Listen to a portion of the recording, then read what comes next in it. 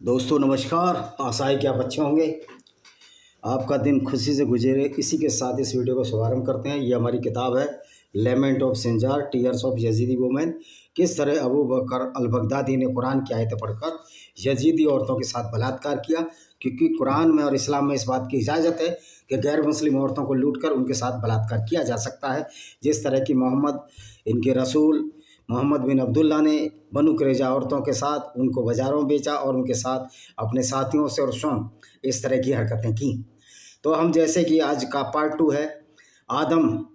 जैसे कि ये बताते हैं इस्लाम, यहूदी और बाइबल में जिस तरह लिखा है कि दुनिया का पहला मानव आदम था। हमने किस तरह बताया था कि इंसान को किस तरह जैव एवोल्यूशन यानी जैव विकास के फलस्वरूप बनाया गया, और कोई भी आदम और हव्वा नाम की चीज़ नहीं है। ये काल्पनिक वस्तु विषय है। अगर आप साइंस की पढ़ाई कर रहे हैं, अगर आप इस बात को सही मानते हैं कि आदम और हव्वा था, तो मेरी गुजारिश है मुसलमानों से, ईसाइयों से और यहूदियों से जो जूलॉजी की पढ़ाई पढ़ रहे हैं, जो एवोल्यूशन थ्योरी पढ़ रहे हैं, और मेरी मास्टर डिग्री जूलॉजी में ही है, तो वो वैसा ही लिख कर आए जैसा कुरान, बाइबल और तोरा जो यहूदियों की धर्म पुस्तक है उसमें लिखा है। तो आपको 0 अंडा मिलेगा। आपका यहोवा, आपका याहवे, आपका अल्लाह कुछ भी नहीं कर सकता, क्योंकि ये सब फैब्रिकेटेड और फॉल्स है। आप समझ सकते हो कि ये तीनों धर्म किस तरह झूठ की बुनियाद पर टिके हुए हैं।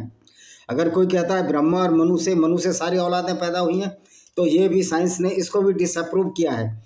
तो इस पाखंड को भी हमें सनातन वैदिक धर्म से निकालना पड़ेगा, पाखंडी बाबाओं से दूर रहना पड़ेगा। तो आदम को किस मिट्टी से बनाया गया है इनकी, तो अबू मूसा अशअरी रज़ियल्लाहु अन्हु से रिवायत है, यानी कि ये इनकी किताबों में लिखा है। हदीस में लिखा है कि रसूलुल्लाह सल्लल्लाहु अलैहि वसल्लम ने फरमाया, उसने बताया मोहम्मद को तो खुद ही नहीं पता था कि दुनिया क्या है, मैंगो नहीं जानते थे वो दुनिया का क्रिएशन। अल्लाह ने आदम को एक मुट्ठी मिट्टी से पैदा फरमाया, उसने एक मिट्टी से उसको बनाया। ये कहानी बाइबल में भी आती है, जैसे और तो उससे पहले तोरा से पहले ग्रीक रोमन में ये कहानियाँ चली आती हैं। तो ये सब मोहम्मद ने चोरी किया यहूदियों की धर्म पुस्तक से। यद्यपि बाइबल और यहूदियों की धर्म पुस्तक दोनों ही गलत है, जिसे तमाम ज़मीन से लिया गया, उस मिट्टी को तमाम ज़मीन से लिया गया। इस तरह कई जगह की मिट्टी इस्तेमाल होने की वजह से इंसान अलग अलग रंग, जैसे गोरे, काले या सांवले, अलग अलग आदतों जैसे खुश अखलाक, बदमिजाज, अलग खसलतों से नेक अच्छे होते हैं। तो ये बताने की कोशिश कर रहे हैं कि पूरी दुनिया की मिट्टी से लिया गया, तो इसलिए कहीं काले होते हैं, कहीं गोरे होते हैं, कहीं सांवले होते हैं। इन मूर्खों को ये नहीं पता, इस मूर्ख अल्लाह को ये नहीं पता कि जो पहला मानव था, जो मानव का डेवलपमेंट हुआ, जो कि अवशेष मिलते हैं, जो कि उनके कंकाल मिलते हैं, वो दक्षिणी अफ्रीका कॉन्टिनेंट के पूर्वी तट पर मिलते हैं। और वहीं से मानव फिर यूरोप गया। पहले सारे मानव काले थे और धीरे धीरे विषयांतर होने से और वातावरण की वजह से कहीं काले हो गए, कहीं गोरे हो गए। जहाँ सूरज की किरणें ज़्यादा पड़ती थी वहाँ का रंग काला हो गया, क्योंकि उनमें मेलानिन ज़्यादा बनाने लगी त्वचा, क्योंकि सूर्य में जो अल्ट्रा वायलेट या पराबैंगनी किरणें होती हैं उनसे कैंसर होने का खतरा होता, तो शरीर ने अपने आप ही अडॉप्ट किया। और जो जहाँ सूरज की किरणें कम नहीं पड़ती थी वहाँ मेलानिन कम बनना शुरू हो गया। तो जो हमारी त्वचा का रंग है ये मिट्टी की वजह से नहीं है, ये वातावरण की वजह से है। हमारे त्वचा की पहली परत पर जो नीचे मेलानिन होता है, जितना हम अपना शरीर को एक्सपोजर धूप में करेंगे उतने ही काले होते चले जाते हैं। अब जो वाइट रेस जो न्यूजीलैंड और ऑस्ट्रेलिया में गई हैं, अब वो टैन होने लगी है, उनकी बॉडी रेड होने लगी है। वो इस तरह के गोरे नहीं है जिस तरह के स्कैंडिनेविया कंट्री यानी फिनलैंड और नॉर्वे में है। तो ये सब बेवकूफ़ फिर बड़ी बात है जो कि कुरान में लिखी गई हैं। अब ये बताते हैं इब्ने अब्बास रज़ियल्लाहु से रिवायत है कि इंसान को 3 तरह की मिट्टी से पैदा किया, सलसाल, हमा और 3 लाजिब। 3 लाजिब से मतलब है बेहतरीन उम्दा मिट्टी। हमा से मुराद कीचड़ और सलसाल से मुराद ऐसी मिट्टी जिसे कूटकर बारीक किया होगा, यानी खुश्क जो खनखनाती हो। अब ये 3 तरह की मिट्टी, यानी किस तरह की मूर्खता की बात है। अल्लामा इब्ने कसीर लिखते हैं कि अल्लाह ताला ने फरिश्तों को मिट्टी लाने का हुक्म दिया। वह मिट्टी आसमानों की तरफ से ले जाई गई और लेसदार मिट्टी 3 लाजिब से आदम अलैहिस्सलाम को बनाया गया, जो कि इससे पहले बदबूदार मिट्टी हमा की शक्ल में थी, यानी कीचड़ से। इससे पहले खुश्क मिट्टी तुराब थी। तुराब का क्या मतलब है? ऐसी खुश्क। जैसे कि कुरान मजीद में अल्लाह ताला फरमाता है, हमने इंसान को सड़ी मिट्टी के सूखे गारे से बनाया। ये सूरह अल हिज्र है, आयत नंबर 26। तो जबकि साइंस कहती है कि हमारे हजारों जोड़े एक साथ डेवलप हुए चिंपैंजी और ओरंगटाउन की जो प्रजाति से उनसे मिलते जुलते। हम अब चिंपैंजी, ओरंगटाउन, गिब्बन, गोरिल्ला जो आज के 3 एपीज मिलते हैं या एप्स मिलते हैं, उनकी संतानें नहीं हैं, लेकिन उनसे मिलते जुलतों की हैं। क्योंकि जैव विकास के अध्ययन मनुष्य की खोपड़ी, मनुष्य के कंकाल से ही साबित हुआ कि मनुष्य जो है, जो आज का मनुष्य है, वो 2.5 लाख वर्ष पूर्व आया था। लेकिन इनका कुछ और ही कहानी है। तो पहले मिट्टी को गुथा गया, फिर आदम अलैहिस्सलाम का पुतला बनाया गया और उसको 40 दिन तक इसी तरह रहने दिया। फरिश्ते इसे देखने आते थे। देखिए, फरिश्ते भी नहीं, ये सब मूर्खता की हरकत, मूर्खता का एक लेवल है, स्टूपिडिटी का लेवल है। तीनों धर्मों में मिलता है। अगर सनातन धर्म में भी कोई कहता है मनुष्य पूरी दुनिया बनी, ये भी बहुत बड़ी मूर्खता है। क्योंकि हम तो साइंस के विद्यार्थी हैं, हम सही बात कहेंगे। हम बौर्ण हिंदू हैं, हम इस बात को तो मान सकते हैं वसुदेव कुटुंबकम और जो भी लेकिन इस तरह की पाखंड और मूर्खता की बातों को हम नहीं मान सकते। इब्लिस भी अपने पैर से इस पुतले को ठोकर मारता और कहता, मैं तुम पर गालिब आ गया हूँ। इब्लिस, जिसको इस शैतान बताते हैं, तुझे हलाक कर दूंगा, अगर तू मेरा हाकिम बन गया तो मैं नाफरमानी करूंगा। ये सब मोहम्मद के दिमाग की उपज थी। उसके बाद क्या किया अल्लाह ताला ने आदम अस्सलाम का पुतला बनाया, इसको 40 दिन इसी तरह रहने दिया। जब वह मिट्टी बिना पकाए मजबूत हो गई, सूख कर ठीकरे की तरह आवाज़ करने लगी, जब यह पुतला पक्का हो गया तो अल्लाह ताला ने इसमें रूह फूंकने का इरादा फरमाया। पुतलों को फरिश्तों के सामने पेश करके फरमाया, जब मैं इसमें रूह फूंक दूं तुम इसके सामने सजदे में गिर जाना। पुतला बना दिया। अंदर के अंग किसने बनाए? गुर्दा किसने बनाया? लीवर किसने बनाया? उसका ध्यान ही नहीं है अल्लाह को। इब्ने मसूद, अल्लू, इब्ने अब्बास रज़ियल्लाहु अन्हु, दूसरे साहबा किराम मतलब साहबा दोस्त, रिवायतों के मुताबिक अल्लाह ताला ने जब अलैहिस्सलाम के रूह में फूंकना चाहा तो फरिश्तों ने फरमाया कि जब मैं इसमें रूह फूंक दूं तुम उसके सामने सजदे में गिर जाना। फिर जब अल्लाह ताला ने आदम अलैहिस्सलाम के जिस्म में रूह फूंकी तो वह सिर की तरफ से जिस्म में दाखिल हुई, क्योंकि सांस यहीं से लेता था ना। मोहम्मद का दिमाग इतना ही था, छोटा सा दिमाग था उसका, जिसकी वजह से आदम 5 को छींक आ गई, जिस पर फरिश्तों ने कहा अल्हम्दुलिल्लाह, उसको छींक आ गई। यानी तमाम तारीफ़ें अल्लाह के लिए कहें। अल्हम्दुलिल्लाह कहने पर अल्लाह ने कहा रहम का रब्बी का, यानी तुम्हारा रब तुम पर रहम करे। जब रूह आँखों में दाखिल हुई तो आदम अलैहिस्सलाम ने जन्नत के फल और मेवों को देखा। जन्नत के फल और मेवे देखे। ये अलग बात है, मोहम्मद ने कभी जन्नत नहीं देखी, आज तक किसी ने जन्नत नहीं देखी, लेकिन कुरान में सारी जन्नत और फल और मेवे देख लिए। पेट में पहुंची तो खाने की ख्वाहिश पैदा हुई। आदम अलैहिस्सलाम पैरों और टांगों में रूह पहुंचने से पहले उन फलों और मेवों की तरफ कूद पड़े। कुरान पाक में इसी जल्दबाजी की तरफ इशारा करते कहा गया, अल्लाह ताला ने फरमाया, बेशक इंसान जल्दबाज है। इंसान जल्दबाज नहीं था, तुम्हारा मोहम्मद जल्दबाज है। क्योंकि मोहम्मद को जब किसी ने बोल दिया कि सफ़िया तो ज़्यादा सुंदर है, और सफ़िया के पति को मोहम्मद ने मरवा ही दिया था, 17-18 साल की है, वो दूसरों के हिस्से में आई थी, वो दिया नाम के एक मुस्लिम के हिस्से में आई थी। तो मोहम्मद को काम वासना जाग उठी। उसने कहा नहीं, दिया को हमको लोग किसी मुसलमानों ने भड़का दिया कि दिया तो तुम्हारे हिस्से की है। तो मोहम्मद को चुल उठी। सफ़िया के पति को मारा था इसने, पिता को मारा था, उसी रात इसके साथ इंटरकोर्स किया। तो जल्दबाज तो तुम्हारा मोहम्मद था, जो काम वासना से वसीभूत होकर कुछ भी कर देता था। इसलिए इन मुसलमानों को कोई चीज़ बुरी नहीं लगती, इनको कोई चीज़ बुरी नहीं लगती, क्योंकि सारे इनके पैगंबर ने सारे उल्टे सीधे काम किए, तो इनको कैसे बुरी लगेगी। तो इसलिए ना इनको किसी की औरत की इज्जत की परवाह है, ना अपनी इज्जतों की परवाह है, इसलिए तो हलाला होता है। और आज इसलिए मुसलमान औरतें बेचारों में इतनी अशिक्षा है, मुझे दया आती है किस तरह की मूर्खता में ये रह रहे हैं। अल्लाह ताला ने सबसे पहले आदम अलैहिस्सलाम के जिस्म में रूह फूकी तो सिर की तरफ से जिस्म में दाखिल हुई। जिस्म के हिस्से में पहुंचते हुए गोश्त और खून में तब्दील हो जाता। रूह जो है गोश्त और खून में तब्दील हो जाती। मतलब आयरन की आवश्यकता ही नहीं थी उसको, प्रोटीन की आवश्यकता ही नहीं थी। जब रूह नाफ की जगह पहुंची तो अल्लाह सल्लम ने अपने जिस्म को देखा तो बहुत खूबसूरत मालूम हुआ। आदम अलैहिस्सलाम ने उठना चाहा तो उठ न सके। अल्लाह ताला ने फरमाया बेशक इंसान जल्दबाज है। आगे फरमाया आदम से मारे खुशी के सब्र न हो सका। फिर जब तमाम जिस्म में रूह फैल गई तो आदम अलैहिस्सलाम को छींक आई और उन्होंने अल्हम्दुलिल्लाह तारीफ अल्लाह के लिए कहा। देखा किसी ने नहीं भाई, सारी तारीफ अल्लाह को है। ये पैगंबर ने भी नहीं देखा होगा, क्योंकि पैगंबर तो कहता है कि इस्लाम शुरू से ही है, लेकिन पैगंबर तो 570 में पैदा हुआ था और 610 में उसको समझ में आई कि मुझे इस्लाम अपनाना चाहिए, मुझे इस्लाम शुरू कर देना चाहिए। इस इस्लाम की वजह से मुझे औरतें मिलेंगी, मुझे पैसा धन दौलत मिलेगा, और फिर उसके बाद जन्नत का भी लालच दे दिया। कई लुटेरों को जन्नत मिला करती है, अगर कोई जन्नत है। वैसे तो जन्नत वन्नत कुछ होती नहीं है, ये तो सब नौटंकी बात है। फिर अल्लाह ताला ने आदम अलैहिस्सलाम को इल्म ज्ञान दिया। अल्लाह में खुद ही ज्ञान नहीं, अल्लाह खुद ही मूर्ख है।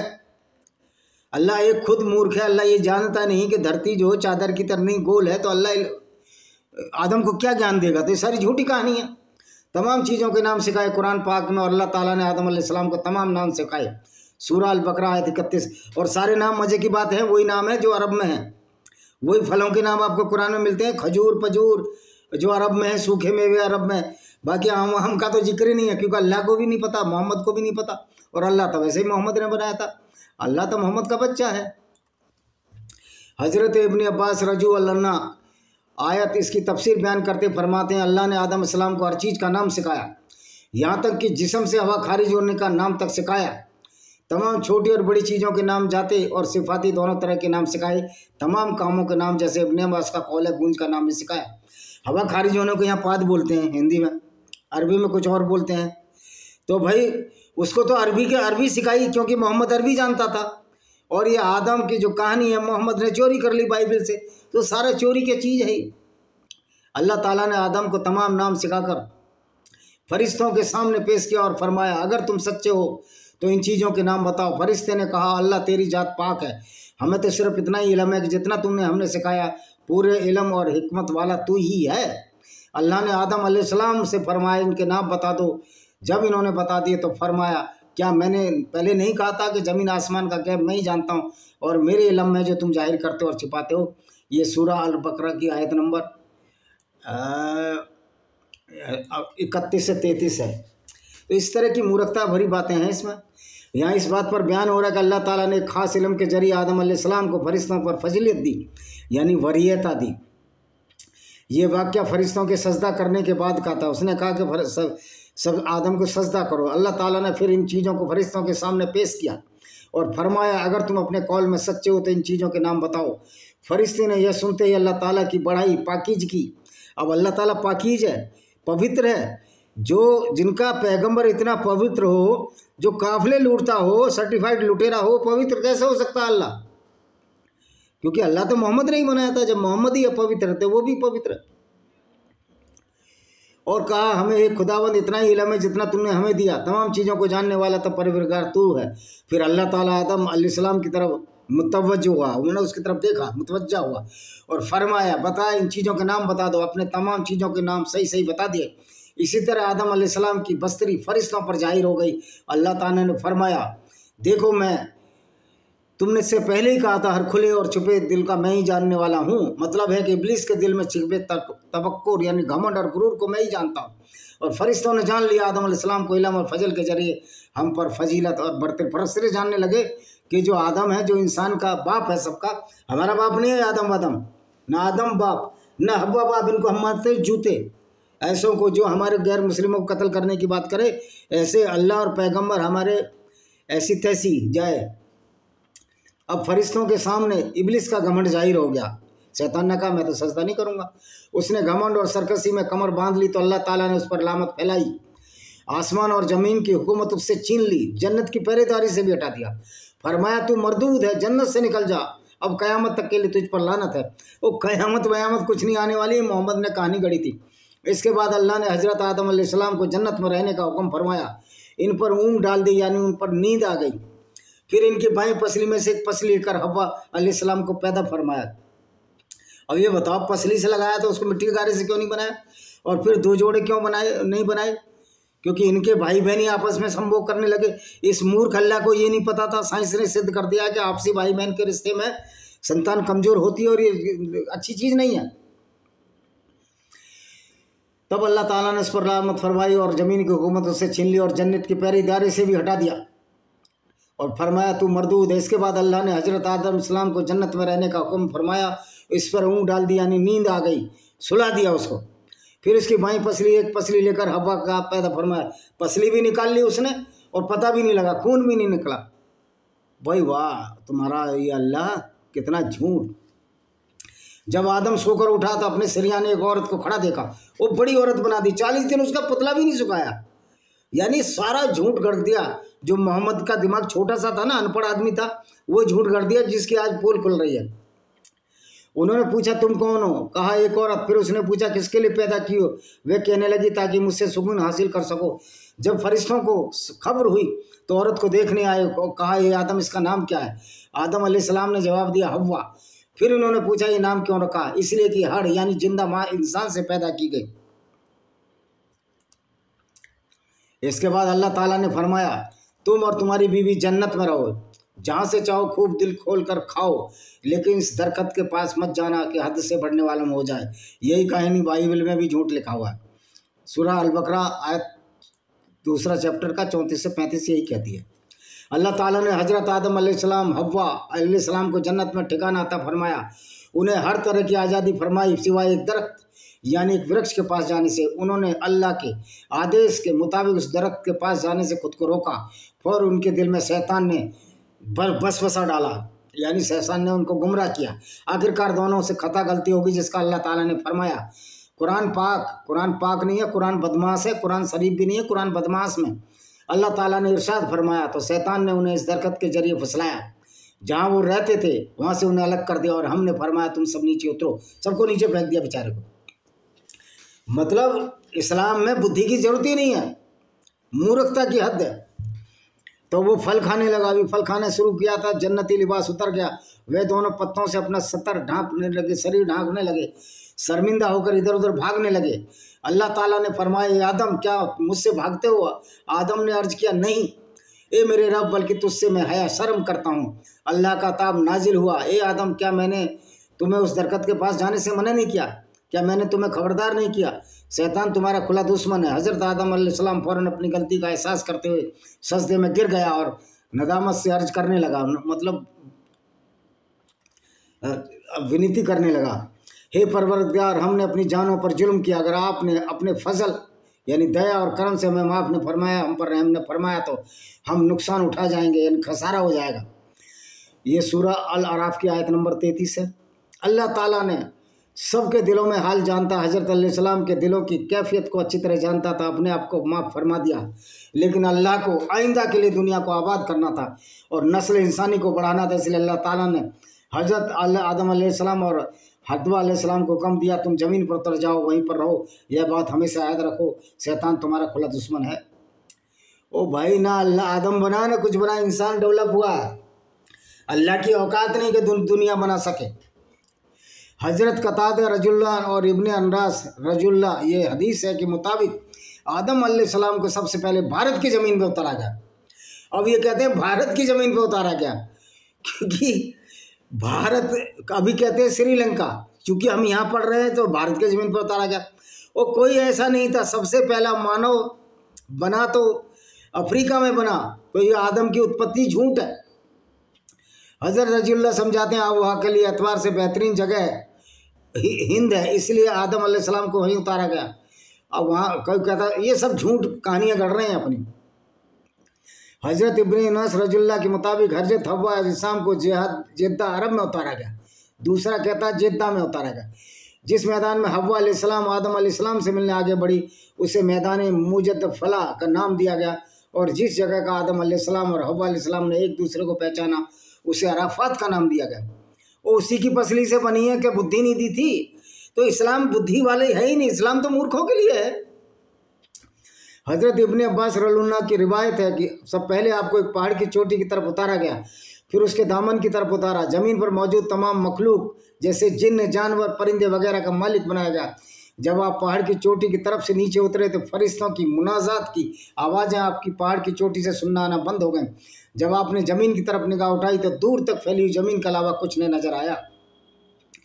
आपने सिवा वहाँ किसी को न पाया तो बड़ी बेहसत और अकेलापन महसूस किया। कहने लगा, ये मेरे रब, क्या मेरे सिवा आपकी ज़मीन को आबाद करने वाला कोई नहीं? हज़रत वहब रज़ियल्लाहु अन्हु से रिवायत है, यानी हदीस है। अल्लाह ताला ने आपके सवाल का जवाब देते हुए फरमाया, अनकरीब मैं तुम्हारी औलाद पैदा करूँगा जो मेरी तस्वीर और हमदो सना करेगी, यानी मेरा जिक्र करेगी और तारीफ बयान करेगी, और ऐसा घर बनाऊँगा जिसे मेरी याद में बनाया जाएगा। इसे बुजुर्गी और बड़ाई के साथ खास करके अपने नाम के साथ फजीलत दूंगा। इसका नाम खाने काबा रखूँगा। और कोई इस तरह की कहानी नहीं थी। मोहम्मद ने काबा लूटा था, ये लुटेरा था। वहाँ बहुदेवावी मूर्तियाँ थीं। 360 मूर्तियों को मोहम्मद ने तोड़ा। फिर इस पर अपनी सिफत और जमाल का अक्स डालकर काबिल हुर्मत यानी इज्जत वाला अमन बनाऊंगा। जिस शख्स ने इसकी हुर्मत का ख्याल रखा वह नज़दीक काबिल एहतराम है, लेकिन जिसने वहाँ रहने वालों को डराया उसने खयानत यानी दगा की और तकद्दुस पामाल किया यानी उसे नापाक किया। फिर इसकी तरफ ऊँटों पर सवार होकर दूर दराज से धूल से लिपटे लोग आएंगे जो लरसते हुए तालिबान यानी लब्बैक अल्लाहुम्मा लब्बैक पढ़ेंगे और रोते हुए आंसू बहाएंगे। वो ऊंची आवाज़ में तकबीर कहेंगे, लिहाजा जो सिर्फ मेरे घर की तरफ आने का इरादा रखे वही मेरा मुलाकाती है, क्योंकि वह मेरी ज़ियारत करने आया और वह मेरा मेहमान है। मेरी करीम जात पर फ़र्ज है मैं अपने मेहमान की बख्शीश करूं और उसकी ज़रूरत को पूरा करूं। जब तक तुम जिंदा रहोगे, इसे आबाद करोगे, इसके बाद तुम्हारी औलाद बहुत से नबी उम्मतें और कौमें होंगी जो हर ज़माने में आबाद करेंगी। अब कोई आबाद वाबाद नहीं होगा। आप 5% तो सऊदी अरब में भी अब इस्लाम छोड़ दिए हैं। इसके बाद हज़रत आदम अलैहिस्सलाम को हुक्म दिया वे खाने काबा जाएं जो ज़मीन पर इनके लिए उतारा गया है। अच्छा, जो काबा था उसमें तो पहले मूर्तियाँ थीं। इसका मतलब मोहम्मद ने मूर्तियाँ तोड़ी थी उसमें। अब ये कहेंगे कि बाद में मूर्तियाँ रख ली, तो फिर आदम कहाँ चला गया वहाँ से भाग के? अल्लाह क्या कर रहा था? अल्लाह तो मूर्तियों के खिलाफ है, तो अल्लाह क्या कर रहा था? ये झूठ की कहानी गढ़ी गई है।